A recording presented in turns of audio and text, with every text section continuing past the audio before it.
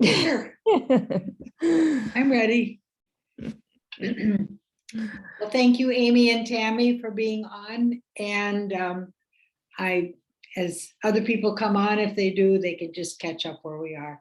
This is basically a review of Addendum O and Addendum R. I did one to these subjects back in March. And at that point too, I was also going over the escalation clause.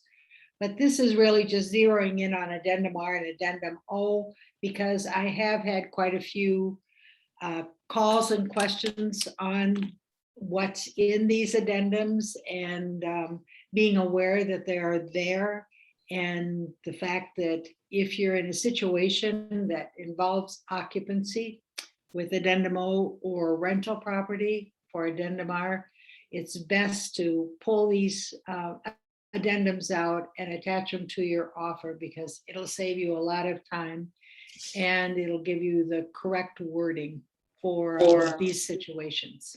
So we will go. Sometimes if it's just an occupancy thing, the seller wants to stay a couple of days through the weekend or something to move. Sometimes agents will just add their own words, seller to stay in property, and however they want to word it. But generally, it's better to pull out the Addendum O, even for such a small situation as this, because there are a lot of what ifs that can happen, maybe just over a weekend where the seller is staying in the house. And you'll want to make sure that you have the correct language in case stuff happens, which sometimes it does. So using the Addendum O for occupancy and the Addendum R for rental is what I'm hoping to suggest today. An addendum, like adds information. It doesn't, you go back to the other one. An amendment changes a contract, and addendum adds information to a contract. So try to remember that. Yeah, now you can go to the next one. The common addendums that we use are Addendum A, the GMAR one, which adds more information to your basic contract. And it's a smart thing to do, to always use the Addendum A. Sometimes there are very little things in there that are relevant to an offer, but it's still a good attachment. Addendum S, as you know, is the lead paint. But let's get to the Addendum O, occupancy. There are situations in time where the seller needs to stay past closing, and there are less common situations where the buyer wants to occupy the property before closing. So this Addendum O takes the place, or takes the situations of both pre-occupancy and post-occupancy into account. So it depends on how you fill out this Addendum O, whether you are relevant to pre-occupancy or post-occupancy. So going through the addendum, which will flash up on the screen at the end of this section of descriptions, the first thing you do on an Addendum O, offer to purchase, and you can find it in zip form, obviously, is to identify the property. Make sure that you have the correct address up there. And then number two, most obviously, identify the occupancy period. Who is granting occupancy to whom? Is the seller granting occupancy to a buyer before they even buy the house? Or is the seller requesting from the buyer to stay in the house to keep occupancy after the buyer has purchased the house? So that's in the second section of the Addendum O. So once you have the property identified and the time that you're going to occupy, then it gets down to the more details. All right, what are they going to pay? It's usually considered to prepay this occupancy period per day. Sometimes you can add up to a certain time of a day, you know, up to noon on a certain day or things like that. And then you also in this section under occupancy charge of who's going to hold it. Now, generally, it is a post-occupancy situation. As I said earlier, pre-occupancy, where the buyer wants to move in, and from my opinion and past history,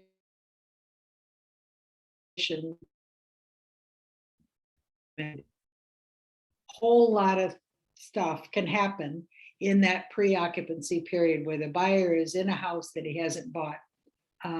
Things like all of a sudden the buyer realizing he really doesn't like the house now that he's in it. The buyer runs across things that are more problematic than he thought, but when he's actually living in the house, they become something that they don't want to deal with. Things can happen, accidents, liabilities, all sorts of looming situations can happen in a pre-occupancy situation. I found that over the years, if you can avoid pre-occupancy, avoid it. But post-occupancy has been pretty common.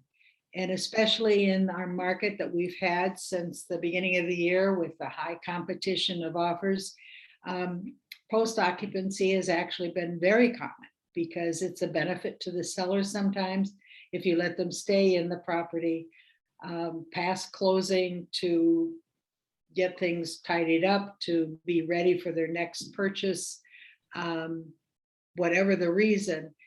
It's an incentive to the seller to let them stay in the house post-closing if they want it or if they need it. So we are dealing with these situations more than often. So that's why I'm stressing occupancy O. So in figuring out the charge, a lot of times for a post-occupancy situation, it's really finding out what their mortgage payment is per month and dividing that by 30 or 31 days. And that would be the cost of owning that house per day. And sometimes that's what's used as an occupancy charge. Sometimes if it's a short occupancy, like over a weekend or something like that, there may be no occupancy charge. And that's made clear in the occupancy O, or there may be a very small amount.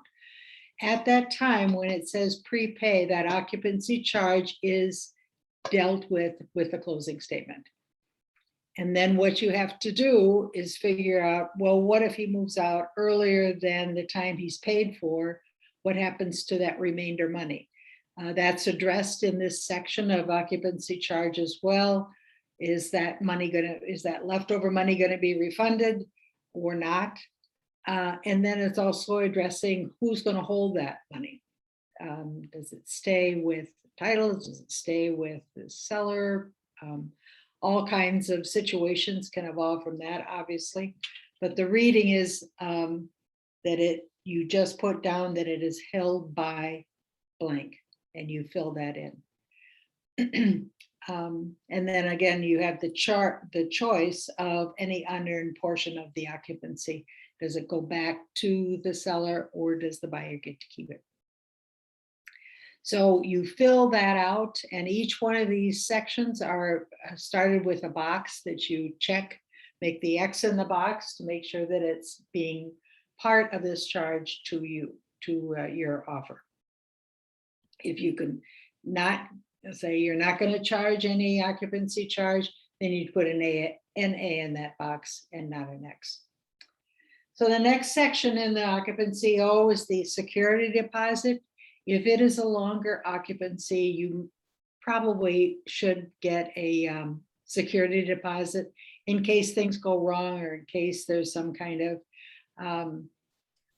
error or repairs or whatever, that there's security deposit that the buyer has in case they need to keep that.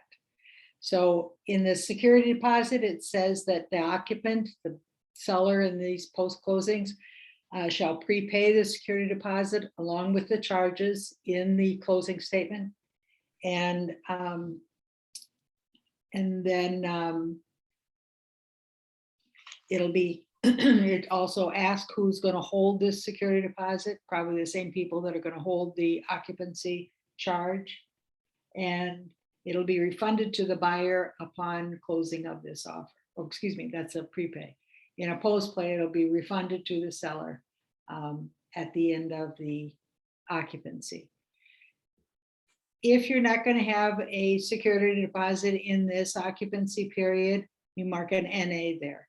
If this is a longer or more problematic occupancy, then you mark it and then you fill in the amount of the security deposit and the who's going to hold it. It's exactly like a security deposit for a rental in that sense, because you're basically renting it. The next thing on the next slide is going to be utilities. Again, that may be just an NA if it's a short occupancy charge, or if it's going to be like 2 weeks or a month or something occupancy, which some of these stays will be. Then you decide who's going to pay for the utilities. Shall the occupancy, say the seller in the post, continue to keep his utility charges going throughout this occupancy period, or does this buyer who now owns the property going to pay that? And that payment maybe including the occupancy charge. So, but that again is the choice that you have in that section on the occupancy O, and how you deal with it. And if it is not decided what they're going to do with it, it ends up by saying utilities can be or should be prorated based on the occupancy date.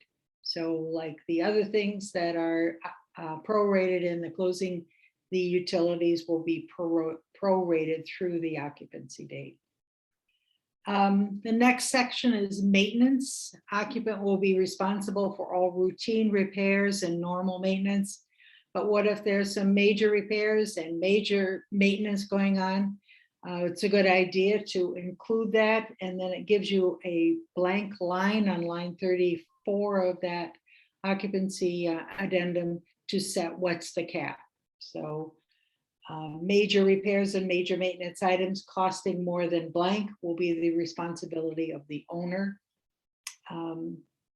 And they can be resolved based on an estimate provided by an independent qualified third party. So again, it gets back to some negotiations. If something happens that is a major maintenance problem or a major repair that's needed. In this time of big storms that we're getting and big tree limb falling on the roof and destroying the roof, that's when this section comes in, and we're talking about major repair or major maintenance. But it's best, and that's why this occupancy O is so valuable, is to have it in place when these things happen. If you don't have any agreement in place and you just have how much the seller is going to pay the buyer for staying there a few days, then how do you deal with a big tree limb falling on the roof of the house during the occupancy?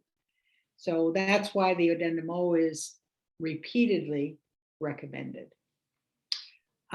Keys, and it's something that you think, oh, we'll just hand them the keys. The occupant should be given keys, obviously, and the owner. Okay, if the owner is the new buyer, he should retain a set of keys too. So there should be 2 sets of keys, and then you should have a provision in there. When can the owner, say the buyer who bought the property, be admitted to the property? You have to be able to give some a request to the occupant, the seller in this case, so that he knows that he has to let the owner in, but maybe with a little bit of a notice, 12 hours notice or something like that. So the owner just can't pop over anytime he wants to and walk in the house. He still has to have, in a sense, tenant's rights. The seller has tenant's rights. Again, this is something that's better settled up front in the addendum rather than, oh, what do we do now without an addendum O, and then the situation comes up. And I've seen the situation come up. I've seen where the seller has post occupancy and the buyer, because they are now the owners, think that they can just be at the house anytime they want and stroll through and disrupt the seller's privacy and rights. The next section is on property taxes. They can be prorated right into the closing statement as being prorated all the way through the termination of the occupancy period, or it can be terminated, the proration could go up to the closing date. So again, a lot of it depends on how long the occupancy period is and how important the number crunching is to the buyer or to the seller.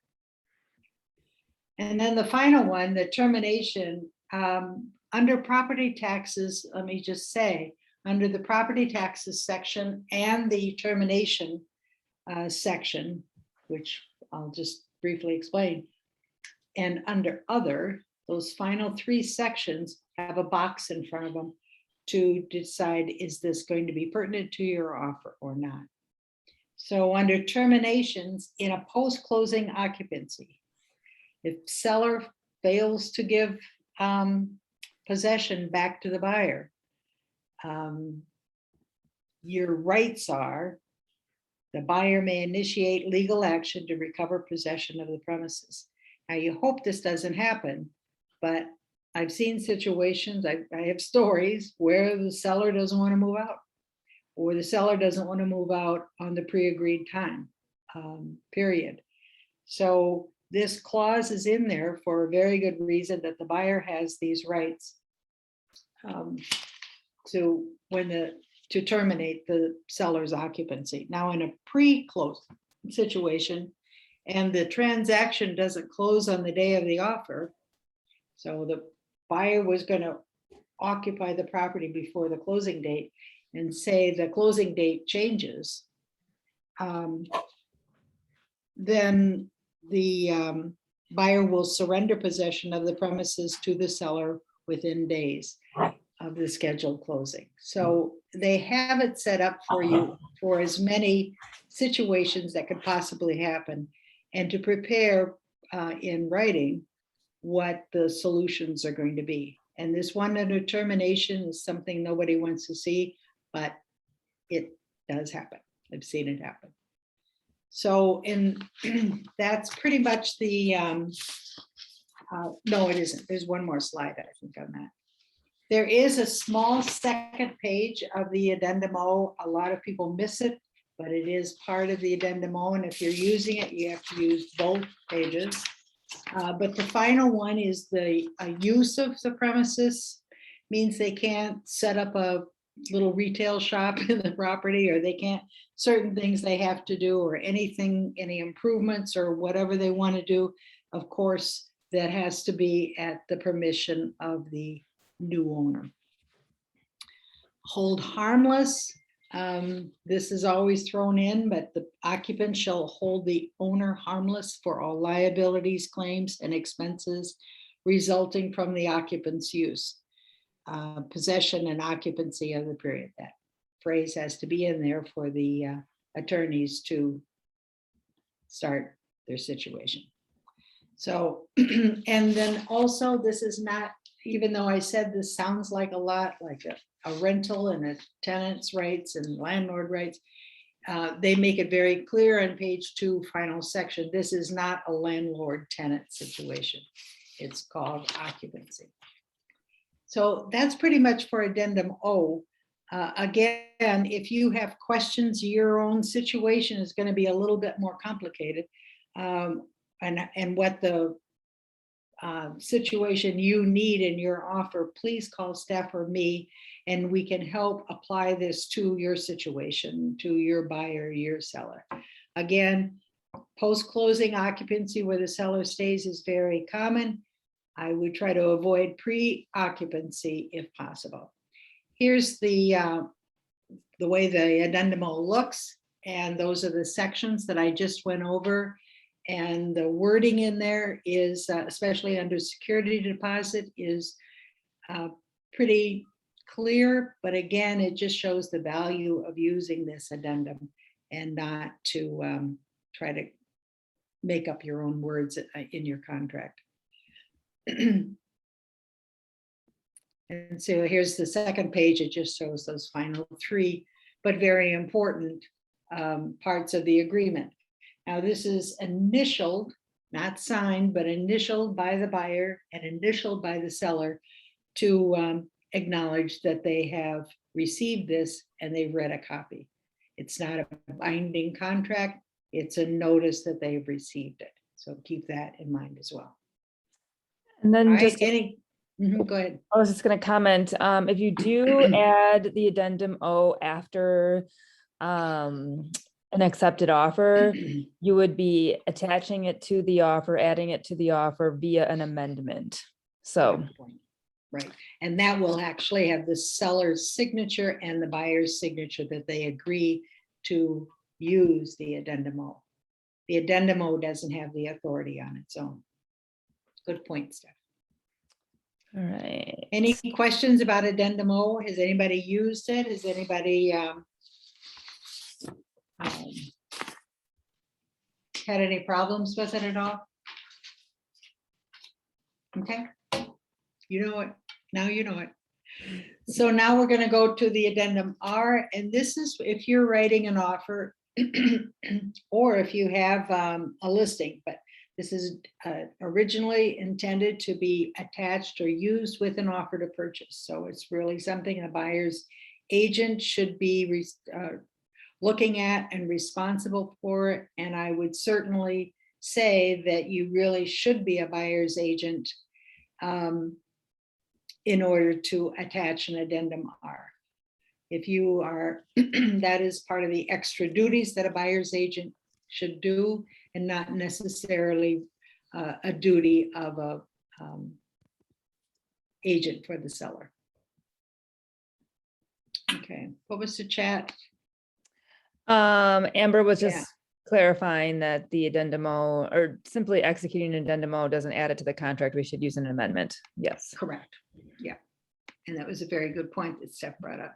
Now, as I said, if you're an addendum O, excuse me, if you're a buyer's agent and you are going to be writing on a property that is a rental property, and probably most certainly if it is currently being rented while you're writing the offer.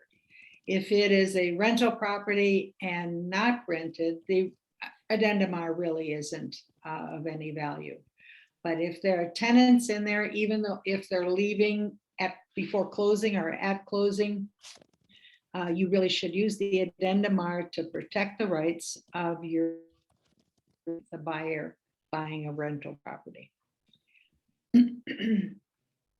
So, number one section in the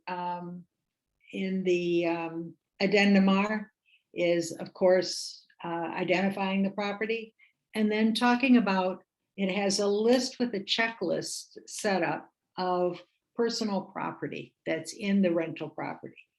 And it a lot of times say if it's a duplex, they're talking about personal property in each unit. So you would put the number of, say, refrigerators. Say if you have a duplex, you got 2 refrigerators. You're checking that, saying that it is or will be at closing in good working order.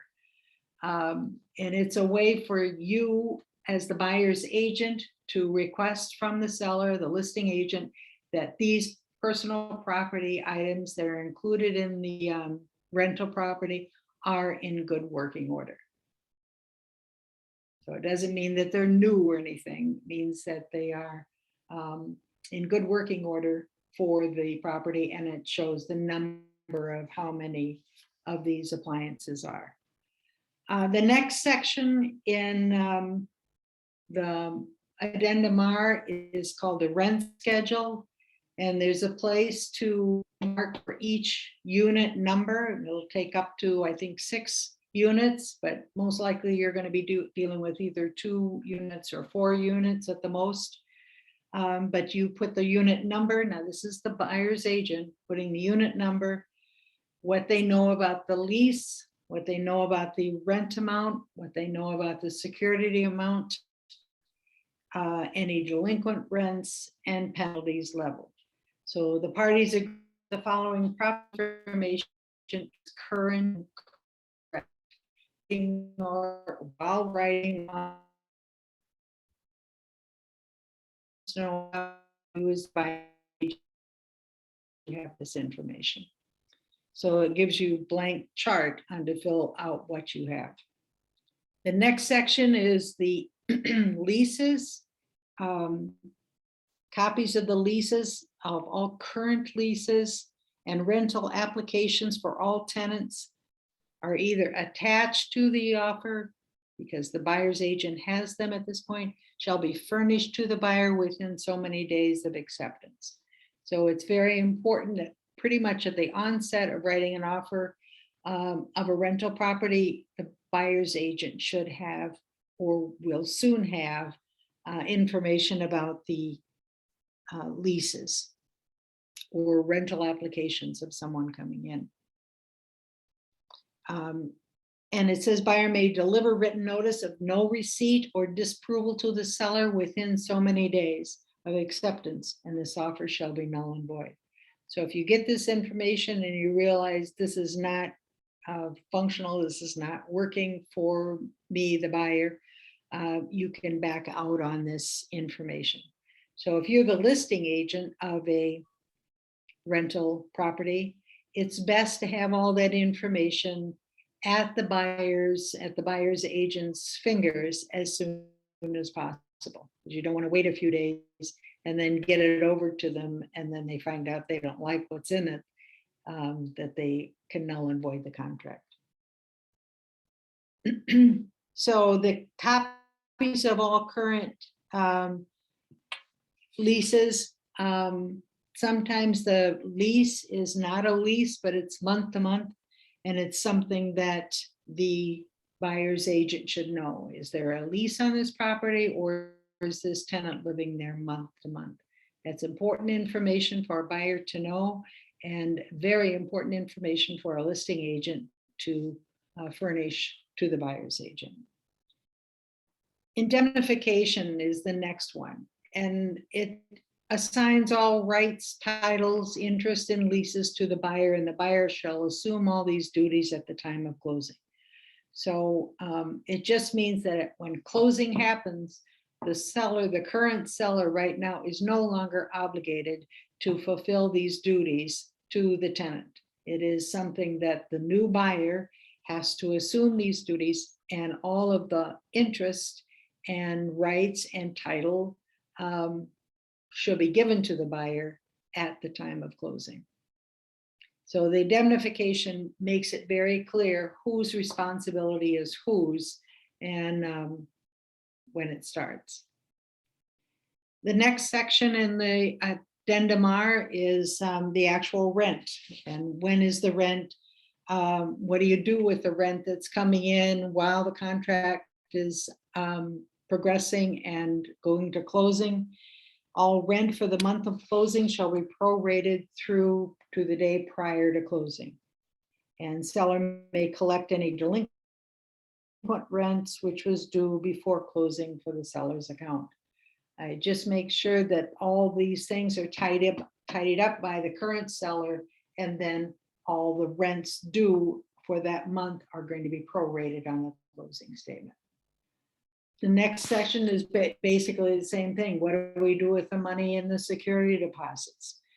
Seller shall transfer the full amount of all security deposits to the buyer at closing without offset, unless the parties otherwise agree in writing. Seller may pursue any claims that seller may have against tenants directly against the tenants. Any interest on security deposits required by a local ordinance shall be prorated and credited to the buyer at closing. And these are important details to understand if you're writing an offer on a rental property, that you understand about what, where the security deposits are, how much they are, and how you're going to deal with them.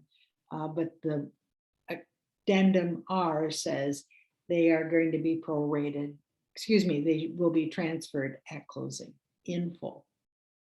And there have been, I have several stories on that.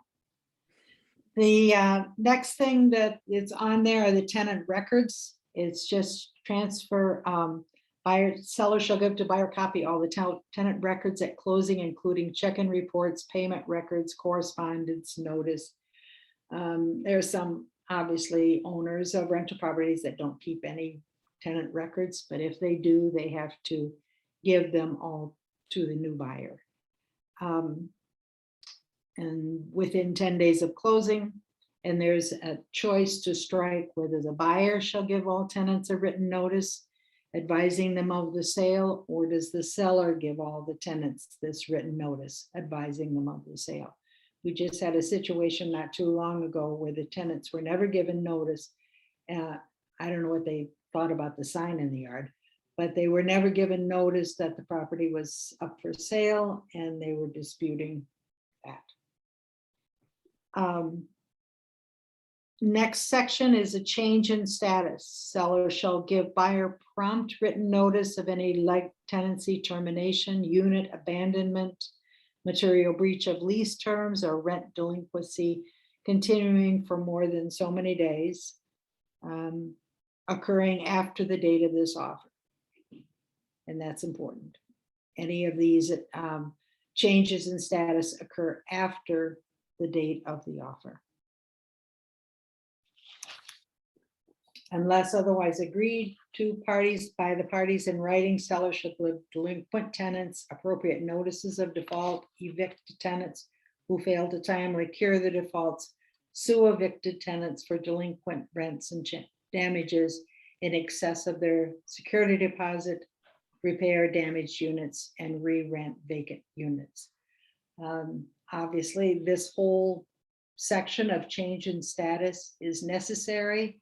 And if you are working with a buyer that's buying rental properties, you've got to understand that stuff happens and tenants can change, and you're going to have to deal with it. If you're protecting your buyer, you're going to have to make sure that your buyer is aware of these things and how they're going to deal with it, or how the seller is going to deal with it. Then we get down to even a nastier section called eviction, and what happens under after closing.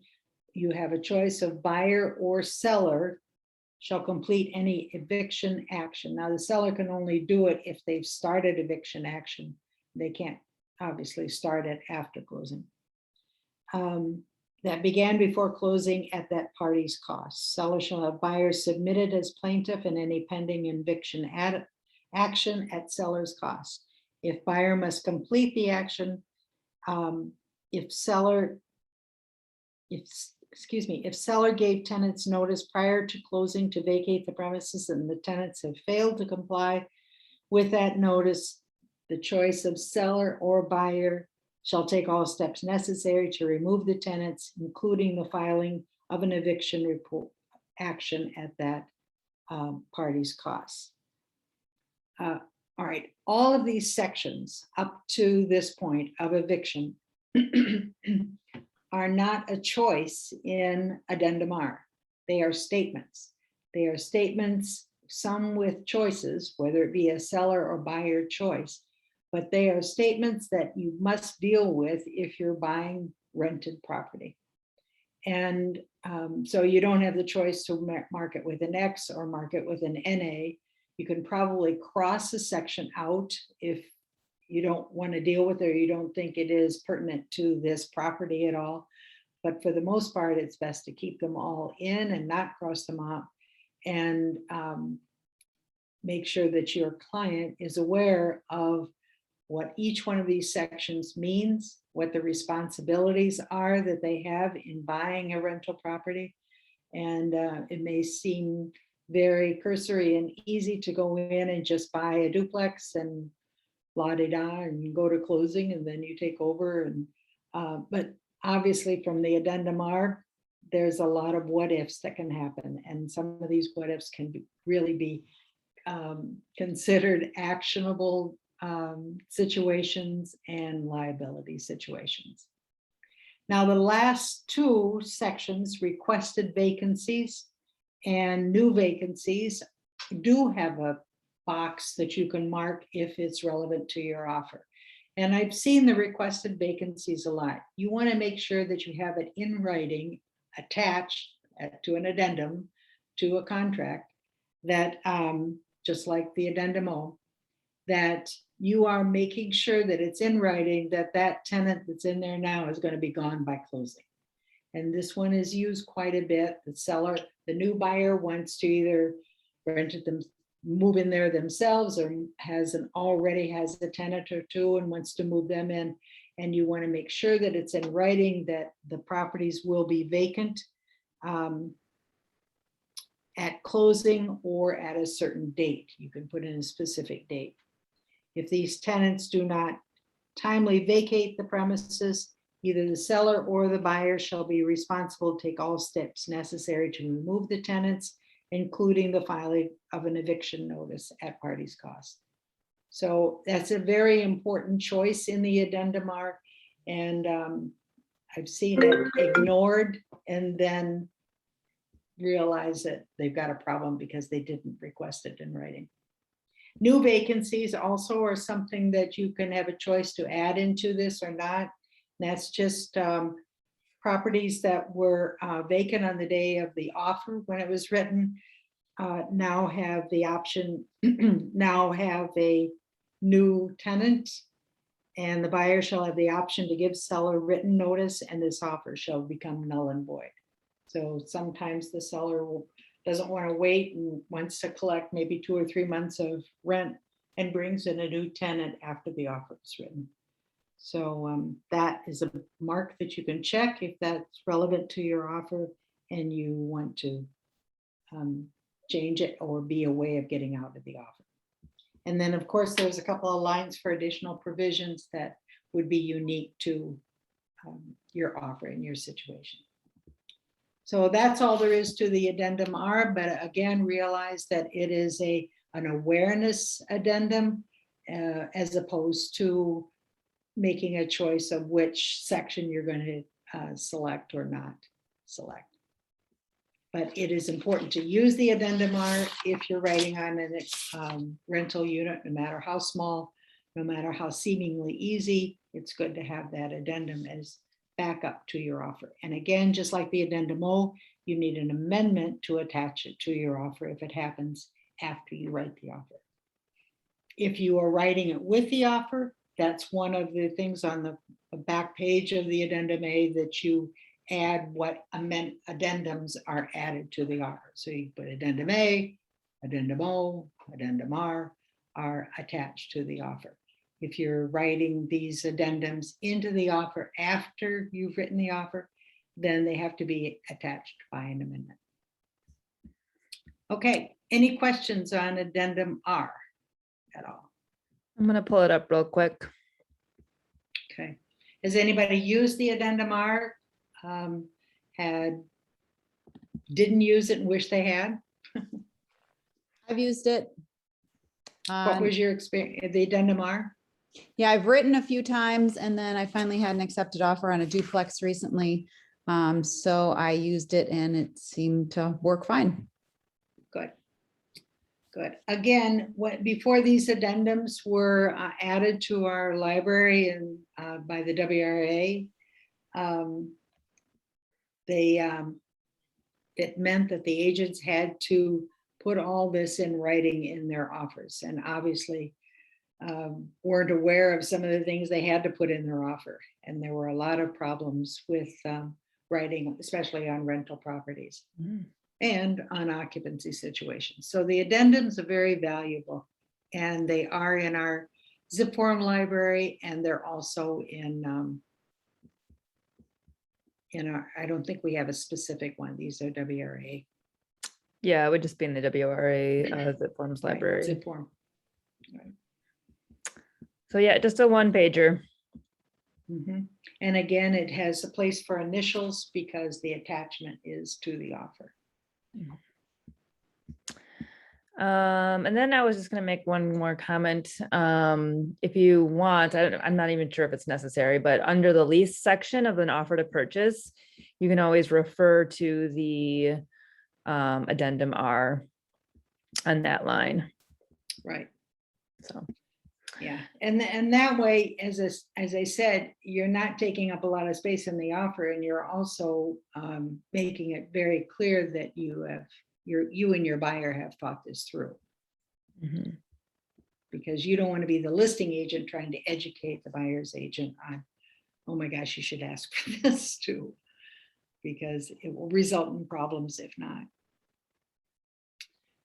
Okay, are there any questions about just the use of addendums? Remember, the bottom line is an addendum just adds to the contract, an amendment changes the contract.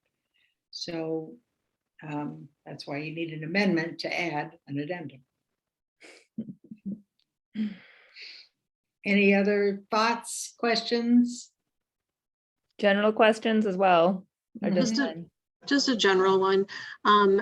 So if you're putting specifics into the addendum about evictions or getting current renters off of the property by a certain date, and this is just me not knowing anything about that stuff yet. Is there a way to actually do that? I mean, are we legally able to do that if there's still like a lease contract in play? Like say their lease isn't expired for like a month out, but the buyer wants them out earlier than the lease would normally expire. Right, they really can't Okay. get them out prior to what their lease says, unless they can get them to adjust their lease. But their lease is adamant. I mean, Okay. that they give them the right to stay there until that lease term ends. And that's what they have to make aware of in the listing, so that before a buyer's agent writes an offer, that they're aware of that, and they are saying to their buyer, we're writing on this, but this one tenant in the upper unit isn't going to be out for at least a month or two, or not arrange, say for 2 months after you buy it. So you're going to be buying that unit with that tenant a lease until December or whatever. Okay. Thank you. And then Tammy, if it's a case with a month-to-month situation and closing is pushed out far enough, that might be a scenario where you could request. But those are all just conversations with the listing agent to see if it's even possible. Okay. Yeah, month to month, there are, laws in the books on what rights a tenant has if they are there month to month. They don't have an extended date that they can be there, but they have to be out within given notice that their month to month is ending. Okay. Okay. That makes sense. Thank you. And yeah, we don't want to get involved with evictions, especially since it's not really clear where the law is at that point, because there was a stay on evictions during COVID. Right. And that left a lot of questions for some of our contractors, some of our contracts being written about how do you force an eviction if we're in an eviction stay. So. Okay, so it sounds like it's a good idea just to verify what those lease contracts say before you write anything in the addendum that's relevant to when they want them out. Okay. Absolutely. And that's why these addendums are very valuable, and why we wanted to go over them again. Cool. Thank you. Just so that you're smart. That's what we want. We want to be smart. Good. Good. Right. Well, Steph, thank you for your help. If anybody doesn't have any more questions, we'll bag off here. Or if you have any additional that you want to talk about one-to-one, please feel free to give us a call. Thank you, Joni, as always. Thank you. Thank you. Thank you. Bye. Bye, everybody. Thank you, everyone.